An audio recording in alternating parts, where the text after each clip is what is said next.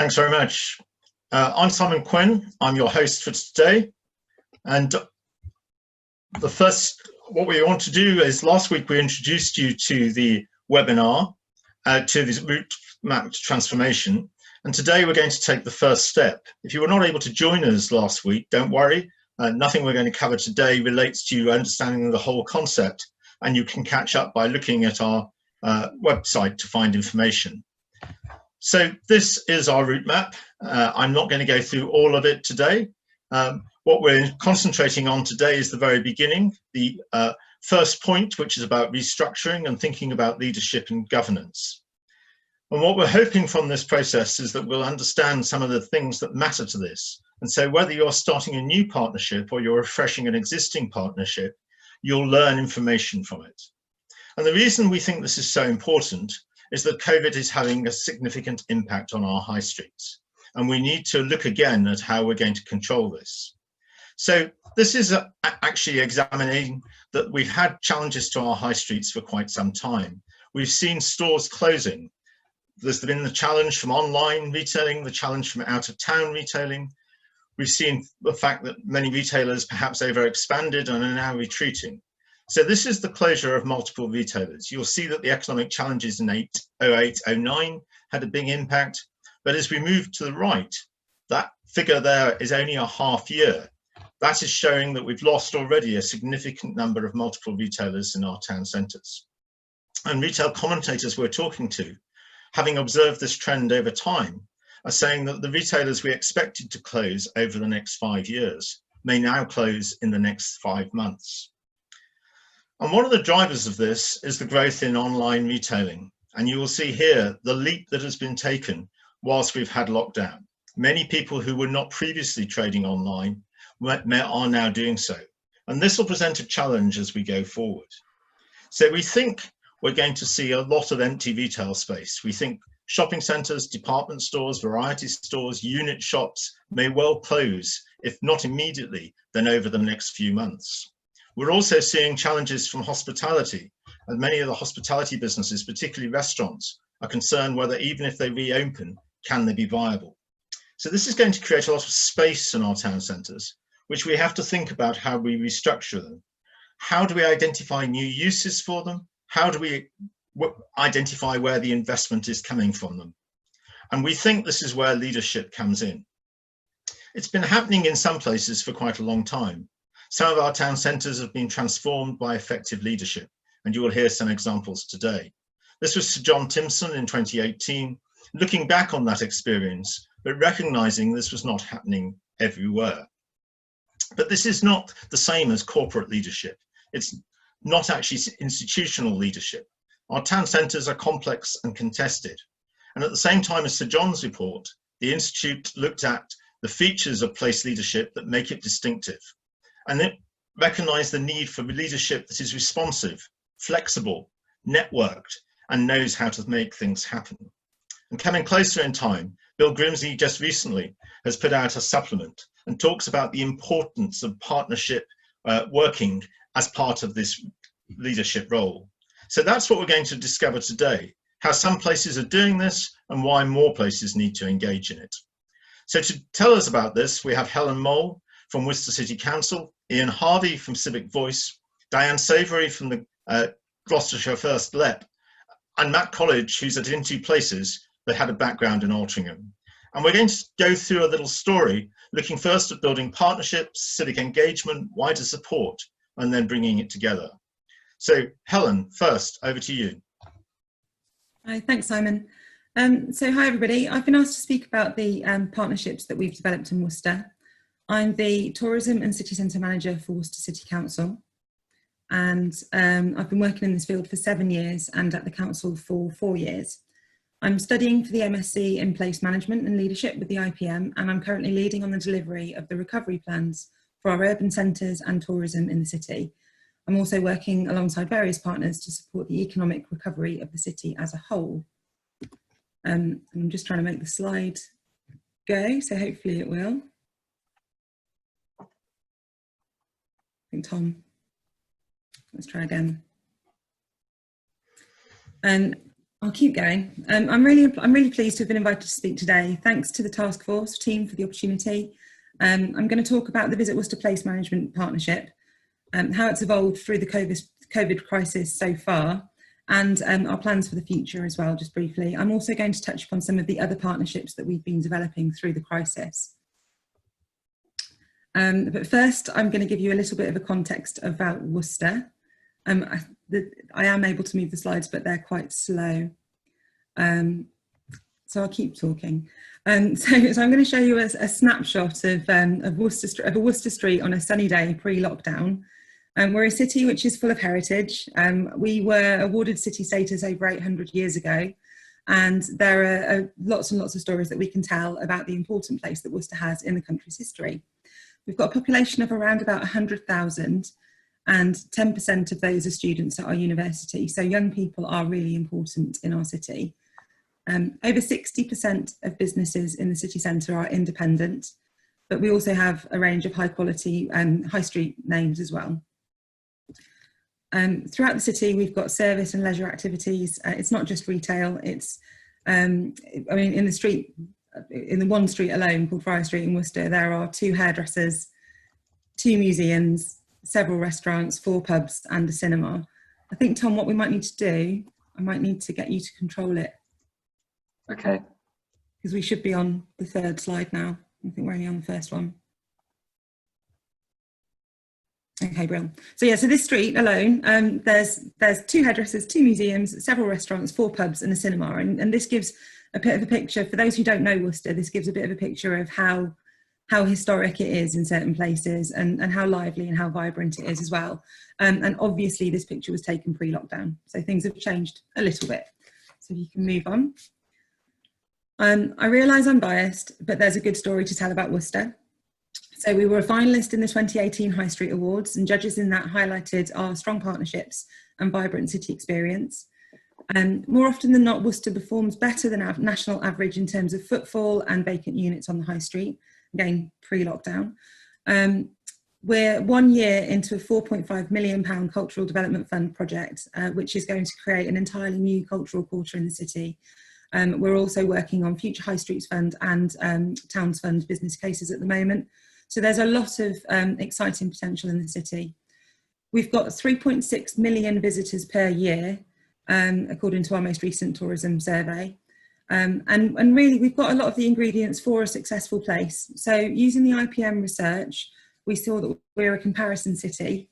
So it means that we've got a good catchment of people who rely on the city for kind of everyday shopping needs. We've got accessible, decent public transport. We're really near 2 junctions of the M5, for example. And I think understanding that has been key to us in developing our promotional plan, so that we can speak directly to the people who will visit the city. So next slide. The council brought back tourism in-house in 2016 and quickly agreed that it needed strategic leadership and a clear vision. The tourism strategy was adopted in 2017, but it was never for us just about tourism. It's always been about visitors to the city, including residents and those within the immediate catchment as well. So we identified early on that we needed a place management partnership, and we've used the impetus of the tourism strategy to develop that in partnership with Worcester Bid. The Bid have been instrumental with us in developing the vision and delivering the plan for the partnership, and it's a relationship which works well for both of us. So at the very start, we identified our shared objectives and how we could both work together to achieve these. Each partner brings different strengths, and we regularly check in with each other to make sure that we're on track.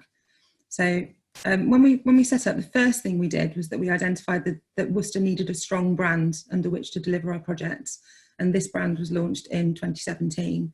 But we opted, as you'll see, not to include the word visit in the logo, and that was deliberately because it's not just about a destination management partnership, it's about a place partnership or a city centre partnership.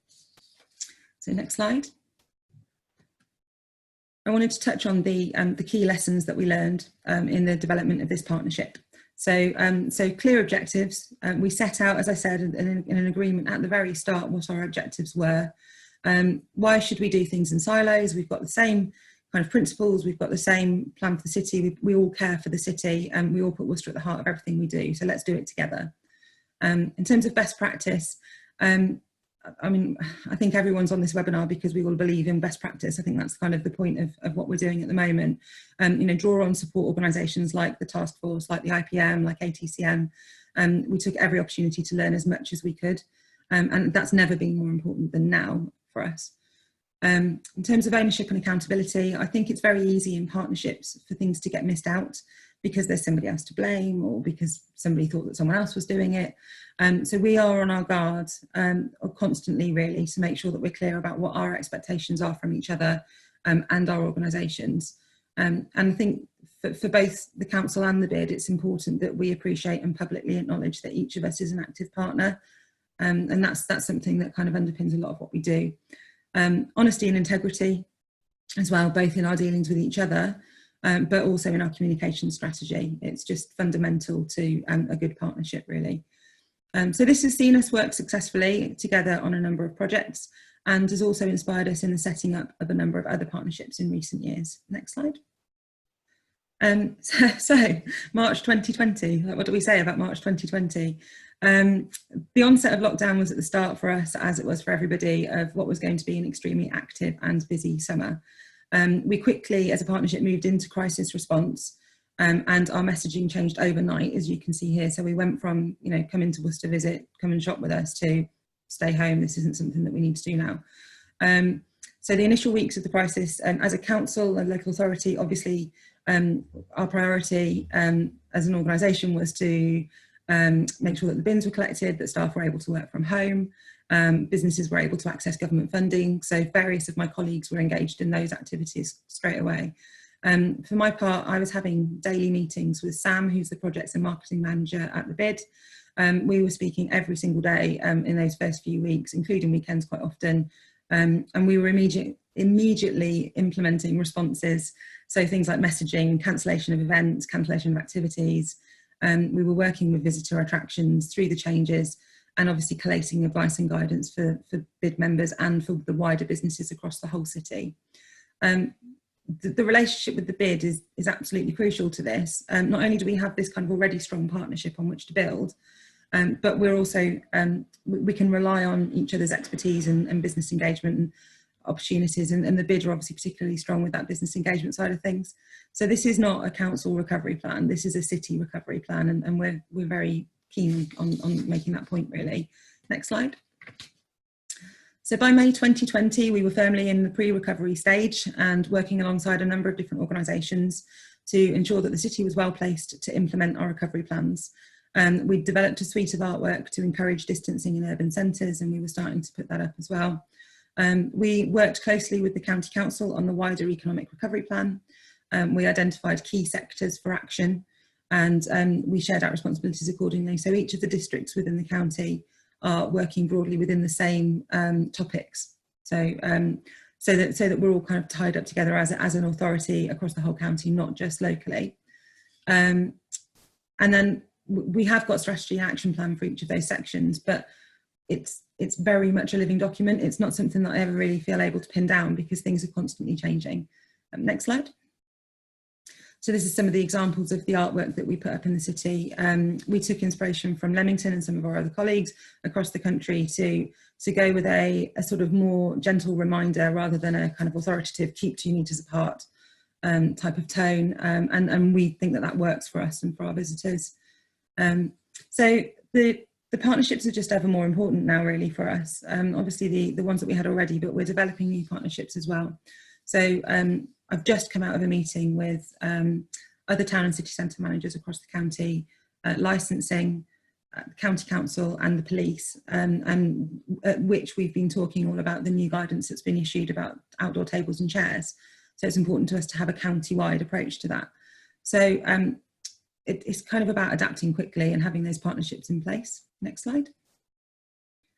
At the moment, for going forwards, we're all working to make Worcester open, healthy and safe. It's not something that we say that we are, it's something that we say that we're all working in partnership to achieve. And that's really important to us. So some of the partnerships that we're working with who are adopting this messaging as well include shopping centres, the LEP, private landlords, County Council I've mentioned, arts organisations, the creative sector, community groups. Next slide. So we all agree that this is on us. So it's not something that sits with any one organisation. It's a community team building approach. So our plans for the future. We were always going to enhance the Visit Worcester partnership. We wanted to almost more formalise it. That's becoming ever more pressing as something that we're going to do. We've got excellent relationships already with our stakeholders, but we need to widen them and almost formalise, as I say, the partnership. We've got we talk about a One Worcester approach, and that to us is really important. And in fact, everyone who's in that sort of team adopts that and follows the same principle, really. And it comes back to that point that I made earlier about we've got Worcester at the heart of everything that we do, and that kind of underpins everything that we work on, really. Okay, so I mean, I could talk for hours about this subject, as I'm sure everybody could. We're doing this job because we love it. I focus on the Visit Worcester partnership, but also I wanted to make the point as well that when I started doing this job, I used to feel like it was a really lonely job. I used to feel like I was the city centre manager and actually it was all on me. And I think over the last couple of years, but in particular during this crisis, I've really realised that it's not actually a lonely job, because there are thousands of place managers across the city of Worcester, thousands of them. And they're people who work for the council, but they're just normal members of the community as well, not normal, people who don't work for the council as well. And those people are passionate and care about their city and are hugely important in making it somewhere that we all want to live. So next slide. This is from the Build Back Better report. I'm sure everyone's really familiar with it. This came out earlier this week. It's a brilliant report. I could have picked any section out of it. But the key thing for me within here is about giving people the opportunity to use lockdown to pause and reflect and come back with the bit of the city that we want and the bit of the partnerships that we want, and just kind of take this opportunity to refresh our partnerships, look at what we're doing, make sure that we're still on track and check in with each other. I think that you know, it will be achieved through strong leadership, effective partnership, and honest and open engagement with each other. And yeah, I hope I've been able to provide some insight into how we work together in Worcester, and it's very much still a work in progress. So thank you, Helen. That was excellent. We're moving from a city to a national movement, Civic Voice, which has some 75,000 members around the UK, and Ian Harvey, who's their chief executive. Does this work? Can you see that? Is it working, Tom? Yeah, cool, super. Helen, that was excellent, and I love that quote at the end. We are all place managers, because essentially we all live in our local communities. We may work in the sector, we may travel around the country, but actually, ultimately, if we all cared about where we live, if we all sort of take a little bit of responsibility and get involved, we are all place managers. Even like this chap on screen here, some people might look at this picture and see an angry individual for good sort of reason as well. Why would you want to engage? Why should we collaborate? I'll spend the next 10 minutes sort of sharing some perspectives, which I have gathered together from Twitter. My sort of Twitter handle there is @IanMikeHarvey. You can probably guess the middle name from that. And anyone who follows me on Twitter will know I'm often asking questions, posing sort of issues, trying to sort of generate debate and generate ideas. And when I'm giving talks, I like to sort of open that up to other people to sort of contribute. So the examples I've got in my talk today have come from people who shared comments on Twitter or who sent me some emails. And some of the questions I might pose have also come from sort of social media. Twitter can be a really friendly place. It can be a really horrible place. But I find, as in anything in life, if you sort of engage people, and if you stop sort of talking to people, stop doing sort of tokenistic consultations, stop having the answer and then deciding to go out. If you are meaningful with people, if you genuinely want to engage, genuinely want to take people with you, you actually can do all kinds. And Civic Voice, we're a national charity. We work in 74% of local authorities across the country. We have just over 75,000 individual members. And as well as sort of being the executive director and a joint founder, I'm also the secretary for the parliamentary group, the APPG for Civic Societies. So I take a lot of practical work and sort of try and sort of help shape it in policy. But that first picture I put up, Yeah, it was an angry man, but I look at that picture and I just see someone who hasn't been listened to, who there's probably been a poor consultation, and I see a room of people who care about where they live, who want to get involved and who want to sort of engage. And Kathy Parker, again on Twitter, this was a few weeks ago, she was responding to a chat and she basically said, what's important is that everywhere has a group of people caring about it. Whether it's a bid manager, whether it's a chief executive of a local authority, whether it's a local community group, everywhere needs a group of people caring about it. And if we meaningfully involve people, I'm sure we can. And I'm now going to sort of just share some thoughts about why you do need to be engaging and why we should engage. Why? Well, if we go back to sort of February, go back to December, when sort of the government was making a big announcement about the future high streets, about the high streets task force, all this money coming available, town deals. That was in December, and the government was prioritising high streets. Doesn't December seem a long time ago? Doesn't February seem a long time ago? The problems we face as a society, as a country, as a world are huge, and they were big 6 months ago. They're even bigger now. So why should you sort of engage? Because I would say good luck. If you think you can work alone, if you think you can do all this without talking to experts such as the High Streets Task Force, such as sort of Simon, Kathy and their team, then good luck. But actually, you need to be engaging, because whose town is it anyway? Who are the people who actually live in sort of these places? It's their towns that we're sort of trying to shape. And I believe, and I'm hoping that with what has happened, sort of with the coronavirus, we've got an opportunity to sort of use this, a once in a lifetime generation, to really turn our towns upside down and say we could put communities genuinely at the heart of our high streets if we genuinely sort of meaningfully engage them. Because I have a quote, places are not limited by their opportunity, they are limited by their leadership. And I've said that for a long time. And these reports here, yeah, Simon mentioned the Timpson report. Obviously, Bill Grimsey went a little, I thought he was quite strong. Local government has encouraged a timid, overly cautious, safe pair of hands, technocratic and process-driven mindset for leadership roles. It's totally ill-prepared for the challenges of the 21st century. Don't hold back, like really say what you mean there, Bill. Well, you look at the Future High Streets Forum, the sort of the third picture, that was up in 2014 when Brandon Lewis was High Streets Minister. He was saying good leadership is going to be the key to the future of our high streets. Yet, here we are, several years on from 2014, a report out last week saying it's all about leadership again, and yet we still have these problems ahead of us. And it's a nationwide issue. Communities want to engage.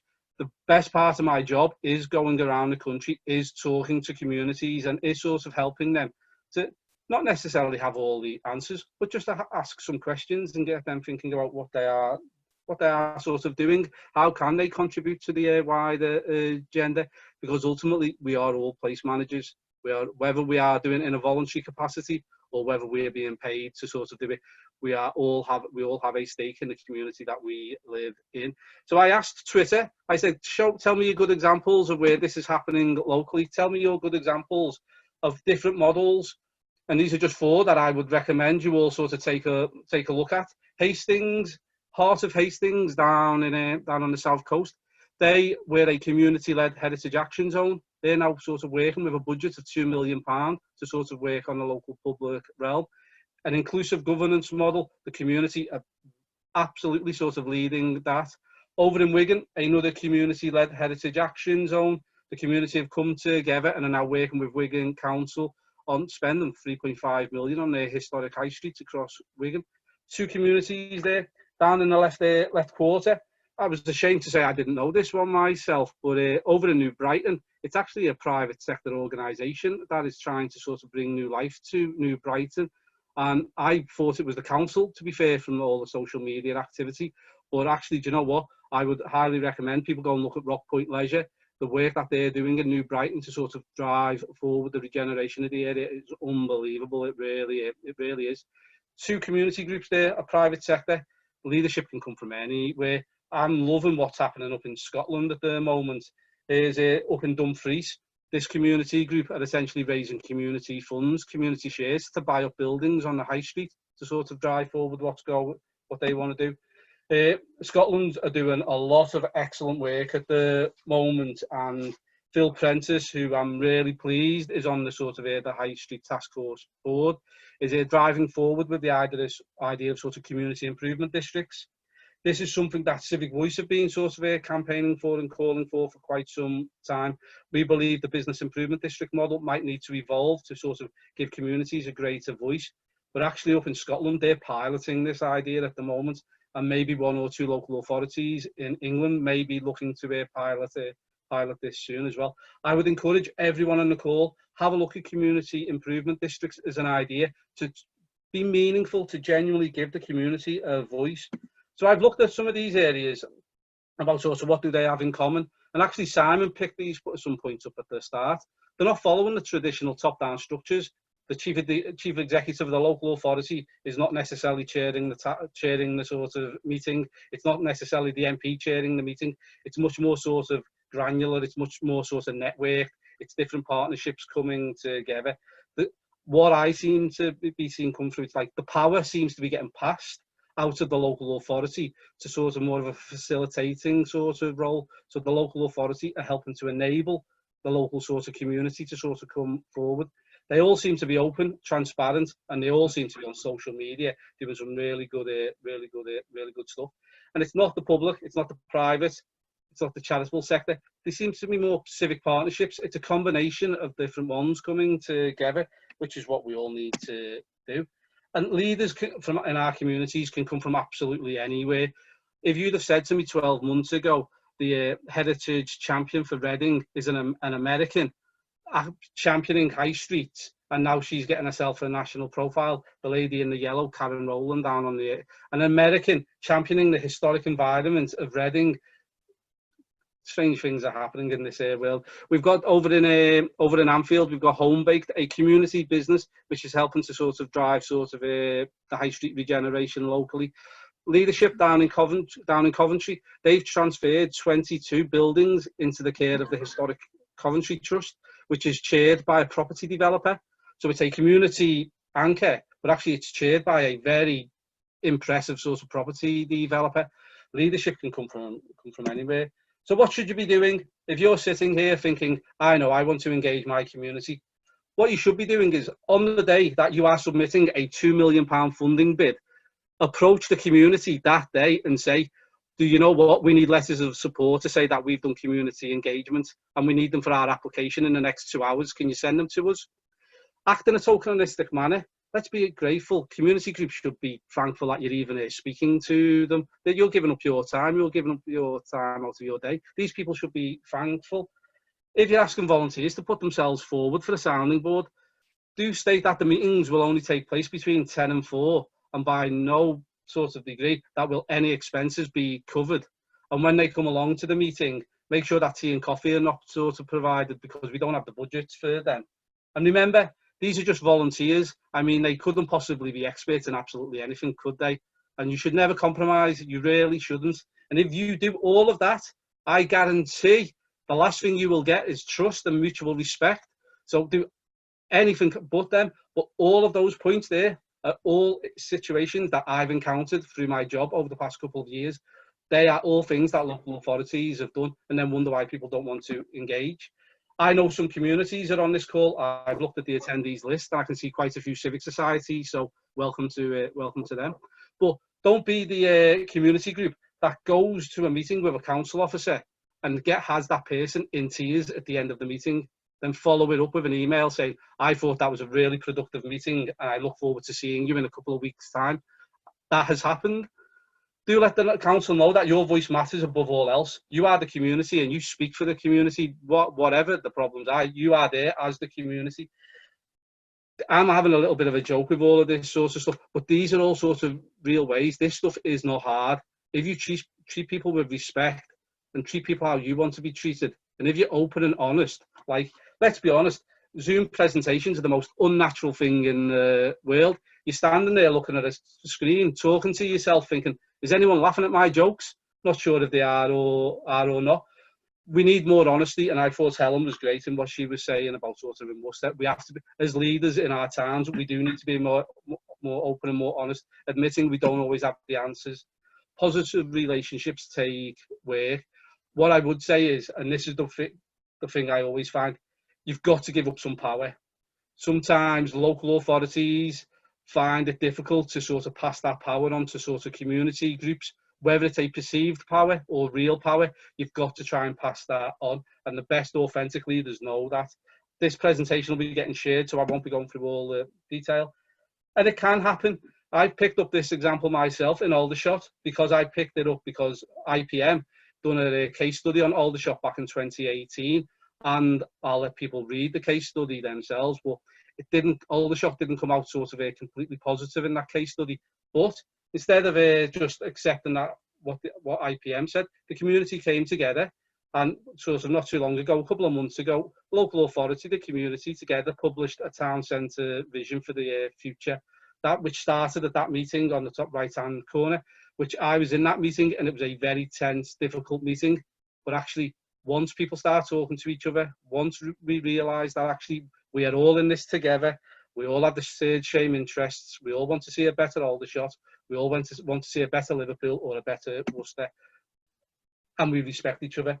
Again, one of Merseyside's most we've got the Liverpool Echo locally, and the best thing about the Liverpool Echo is it loves to sort of talk down parts of our city. I'm sure lots of other papers are like that, but the Liverpool Echo really is great at doing it locally. But Merseyside Town, once considered one of the most neglected in the region, is now thriving, and that was because the businesses in the town, they got together and set up a campaign called Love Prescott, and it's a fantastic movement to follow. They're now going to get a Shakespeare Theatre getting built, a really sort of good place to sort of be looking for, to sort of get some information. And I thought, is this just the case studies I've been sent? Is partnerships a good thing? Well, actually, I'll let someone else announce out the Welsh winner, but they definitely talk about taking ownership, saying this is our town and we've done it in partnership. In Belper, the MP, she said, it's amazing what happens when people work together, and it really is. And you know what? I'll leave this quote up on here. When people don't care who gets the credit, great things can happen. And I genuinely mean that. And we need to get better at acknowledging that in sort of society. So I want to put a sort of a call out to all the people on this call. The leaders that we're looking for start on this webinar. We need to be the people that work together, and it's great what the task force is doing, but we need to sort of be the ones that say, do you know what? I'm going to pick up the phone and phone that community group and say, how can we work together? Or if you're a community group, pick up the phone to your council officer or to your business improvement district and say, we're here. We may not agree on everything, but how can we help? Because it all starts with us. Thank you very much. Thanks very much indeed, Ian. We're going to move straight on to Diane Savoury, who comes from as the chair of G First Let, but with a background in working with government and others. Diane. Thank you, Simon. Thank you, everybody, for attending today. As Simon introduced me, I'm chair of the Gloucestershire Local Enterprise Partnership, known as G First.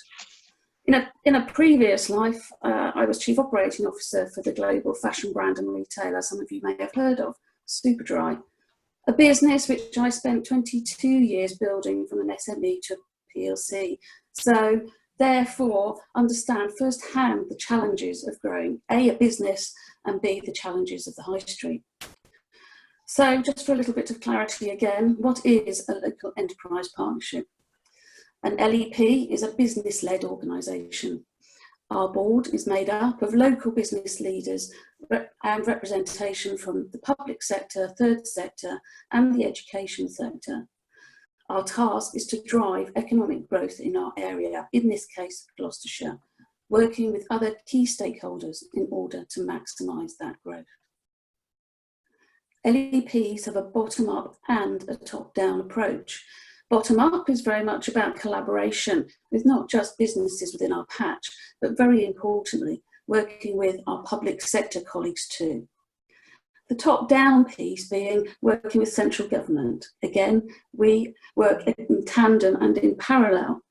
We share information on our place on many levels and lobby to get key projects prioritised and indeed issues addressed. Those key projects stimulate local economic growth, therefore encouraging investment, which in turn increase productivity. And of course, this creates jobs, which right now is going to be critically important. and just as importantly, contribute towards making Gloucestershire a great place to live. And right now, that is even more important than ever, as our places are having to absorb the radical change required courtesy of CV19. Some would say that change was already happening, and it was, but the speed of change now required to keep our places vibrant is critical. So how can we make that change work at a local level? As an LEP, we do have a high street and retail specialism. As part of the LEP, we have many business-led sector groups, one of which is a high street and retail sector group, made up of high street businesses, not just retail, but many other high street businesses and stakeholders, including hospitality, tourism and culture. Again, working with business improvement districts and local government. Therefore, working with the best of local high street knowledge in our area from the largest towns, market towns or villages.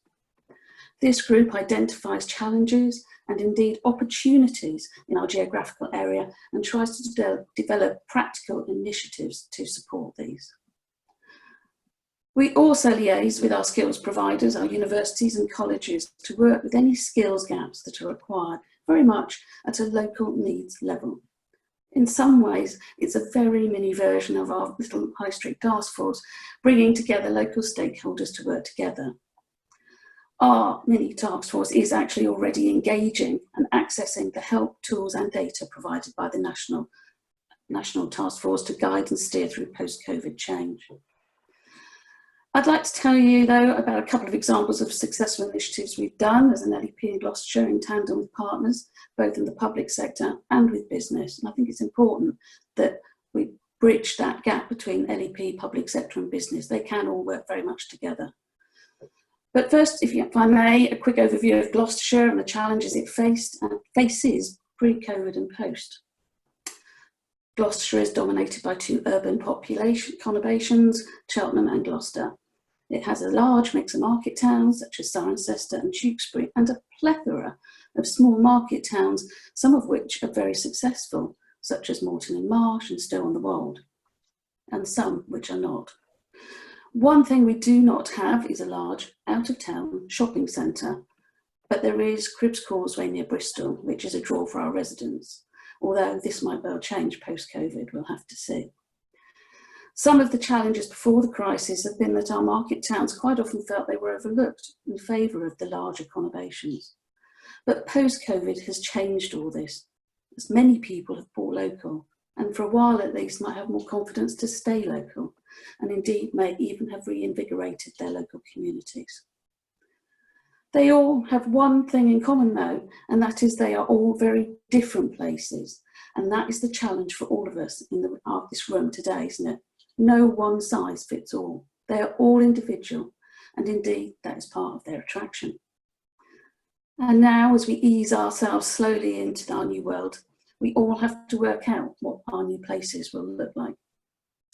I am optimistic that by working together and in partnership, we can effectively rejuvenate and re-energise our high streets, that was, as we all know, not in the way that we first thought. As the title of the Grimsby Review suggests, we need to build back better. Before COVID, G1st LEP was already recognised the need to change in order to ensure survival of some of our towns. So here are just a few examples of projects executed at a local level through working very successfully in those partnerships with local stakeholders and businesses to make change happen. So let's start off with Stroud, a market town. It had an Ealing shopping centre called Merry Walks, a brilliant example of where a developer worked very closely with Stroud District Council and the LEP in order to develop their proposal to rejuvenate this space and demonstrate social value to the community of Stroud if their project was deemed to go ahead. The project was a £20 million scheme, of which the LEP was able to attract £3 million worth of growth deal money and £1 million loan to enable the scheme to go ahead. The rest was leveraged from the business sector. A great example of how we can all work together to make things happen and stimulate our local economy. That piece now accommodates an undercover local market, promoting local produce. It's turned redundant space into housing and new retail units. turn our sights onto Gloucester City, and a project called King's Walk. Current work in progress as it is, but Gloucester City is buying commercial property in the city centre in order to regenerate its place and match it with local needs, which will include non-traditional use such as housing and innovation space. The LEP has worked closely with Gloucester City Council to leverage funding for a new transport hub, which is close to the city centre, and has also leveraged funding to improve the station, which will enable easy access to the city centre. The LEP and Cheltenham Borough Council and the Business Improvement District there have worked on several successful projects, one of which is a new innovation space in the town centre called Hub 8. Hub 8 is repurposing space for innovation, in this case, in an emerging sector in Cheltenham, in our area, which is cyber. This in turn promotes the need for digital skills and indeed digital connectivity in our high street. It's also about to fulfil another need post-COVID, and that is new ways of working. And this could easily be a blend of working from home and the need to meet other work colleagues, but not necessarily in a designated office. But it's not all about the physical. The LEP also pilots ideas that we believe will stimulate positive change in sectors that will require it, in this case, digital. 4 years ago, with high streets in mind, and recognising that digital was changing consumer shopping habits, we worked with what was then a startup business called Maybe. We ran a pilot and campaign called #WhatDoYouThink right across the county. This pilot undeniably proved the link between physical footfall and digital communication. Maybe now has access to over 1.5 million businesses in the UK, with Google now supporting it, and Maybe is now helping transform places faster. The pilot has proven to be a key part of our own High Street Toolkit, and indeed Maybe now forms part of the National High Street Consortia. So, some final thoughts from me.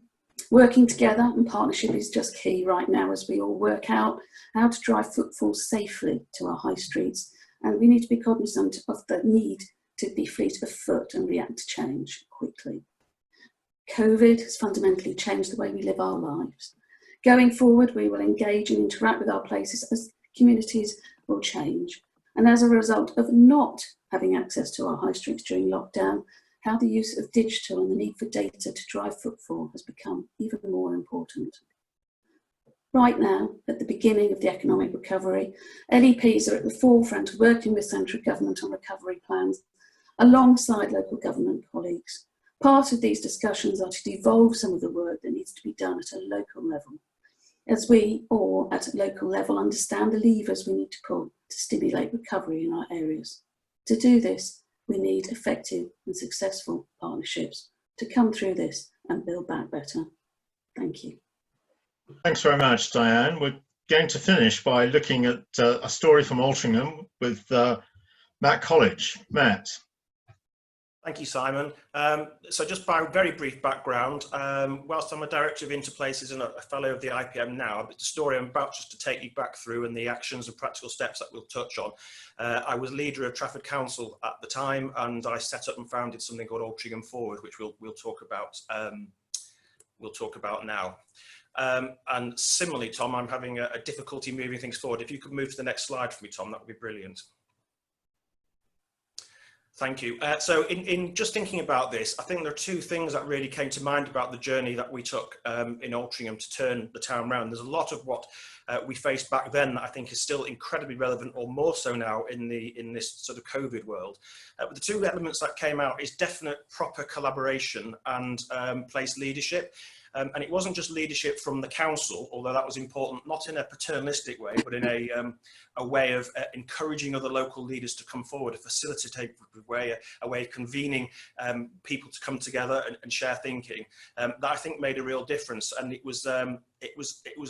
felt like a slightly risky thing to do at the time, because convention said go away and do a master plan, come back out, consult with people, and then roll out. We took a very different approach, and effectively what we ultimately moved towards, next slide please Tom, is a town centre partnership in the full the full meaning of the word that was represented through Altrincham Forward, shown here in an empty, what was an empty unit repurposed as the town team office. And the Altrincham Forward probably, really in many respects, was a community improvement district organisation. It was public sector, private sector and community stroke civic sector all coming together. You'll notice there's no Trafford Council logos on that that shop. Altrincham Forward was about Altrincham people, for Altrincham people. To look at change and to think about a new and reinvigorated Altrincham, how could we do that? And the reason we took that approach is for all the reasons the speakers have said today. The experts across towns which are complex, whether it's in leisure, whether it's in art and culture, whether it's in housing, whether it's in realm, are the people within the town. So it was vital we reached out and harnessed their innovation, their knowledge, their passion. And that's what we did. And very soon after we started that process, with a lot of conversations with people, and clearly there was passion there and a real interest to get involved in a meaningful partnership where everybody has a role to play. But clearly, the council acted as a convener and as an enabler, but it also had to produce collectively some degree of framework to organise this process so that we've got a means of creating a vision, an action plan that drives forward the strategy that we've all collectively developed. And so next page, please, Tom. You will see that the engagement there to touch all those various sectors was really rich and varied. Obviously retailers, chains and independents, but the whole wider population and community of the town, we really reached out and had conversations with, and people came forward. Not always people were even aware, or people got invigorated by the opportunity to, with their passion, to contribute to the town, bringing landlords together, young people. And a mission on there is the voluntary community and voluntary sector. They were hugely powerful. Public sector, again, let members, based on what Diane was saying, they came forwards and gave advice and guidance. We had this fantastic cauldron of support. But that had to be marshalled in a way. And Tom, if you could put the next slide on, we recognised that we would need to bring some sort of framework to the Altrincham Forward structure. So in doing so, we actually set up where it says the Pioneering Partnerships. That's effectively a board. And that board was made up of leading passionate people from all the different sectors that you saw before, who would help contribute to the thinking and the vision of a new Altrincham across all those different sectors. That wasn't just done in isolation with us in a room. We would constantly go out and engage more widely with residents, with businesses, with visitors, and those who aren't visitors anymore, get their feelings and their opinions and shape our vision and our plan. And what I think is different, and there's a theme in today's presentation, is the work that was undertaken was by and large undertaken by the community and people from the community.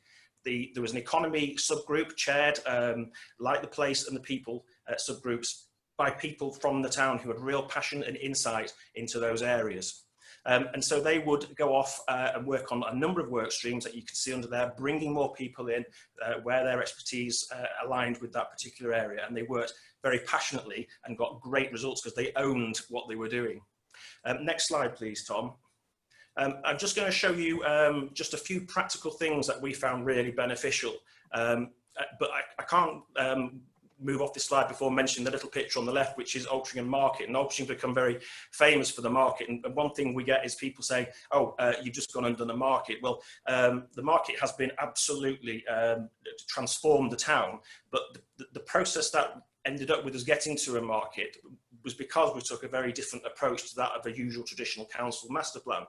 And so that came to be because a local leader called Nick Johnson came forwards with his thinking, really good, innovative, creative thinking to go and do something different in the town. And he did so and has delivered. And that's been a very powerful aspect. But other things that I would suggest people consider if they can, if they haven't already, a landlord's register, understanding who your landlords are, who's the property ownership is really important, particularly in this world now where we're going to have to think about repurposing some of that physical space.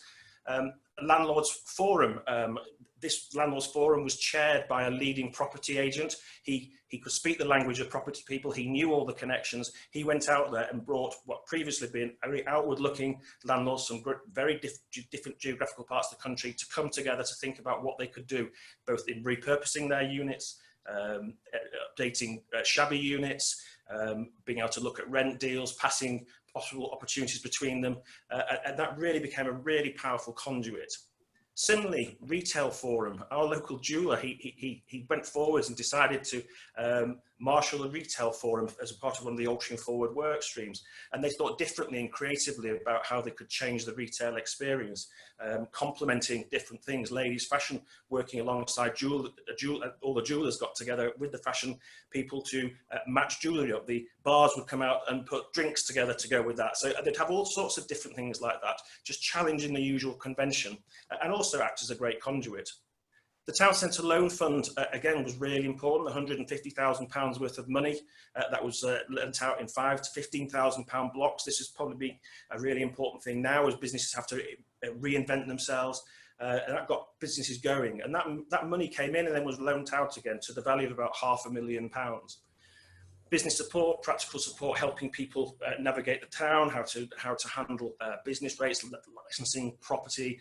And that was all done by the Altering Forward broadly as a team coming together to support each other. Probably the most important thing really was the communication and engagement programs, reaching out. Local people came again, local communications firms gave up their time, local specialists gave up their time, and we had a major program of communication. First of all, about the Altering Forward brand, saying, we are all Altrincham, we want you to come together. We then made sure that there was a big program of promotion across all the different disciplines of the town, so people knew constantly things were happening. It changed, confidence grew, more people got involved, it became a real community movement. Backed similarly by events programs, public realm changes. Again, local people and local businesses came forward to bring their expertise to rethink how Altrincham you move across the town, the accessibility, pedestrianisation, and that's been really important. Neighbourhood planning, really vital if you can, a lot of work to be able to take a degree of strategic control over what does and what does not go in your town, and a development group to really make sure developers work together. And they were, again, local organisations coming forward to really shape thinking, and local people, civic society, for example, had a real handle in being able to say what they thought was acceptable in some of the developments and what was not. And so finally, the last slide, please. What I would say, I know it might sound a bit trite, but our experience absolutely is that people make places, and there is such a rich resource in being able to harness people and their ability and their passion that will drive a town forwards, and they will own that because it will be their vision, and it'll be more sustainable for that at every level. And it just goes back to the point that we heard before from all the speakers, by coming together in that model, which does challenge councils, but it's absolutely important to let that power go out to do that. You will have something that can be hugely beneficial and really reshape our towns for the future and move us from this current situation into a whole new world of opportunity. Thank you very much, Matt, and thanks to all our speakers.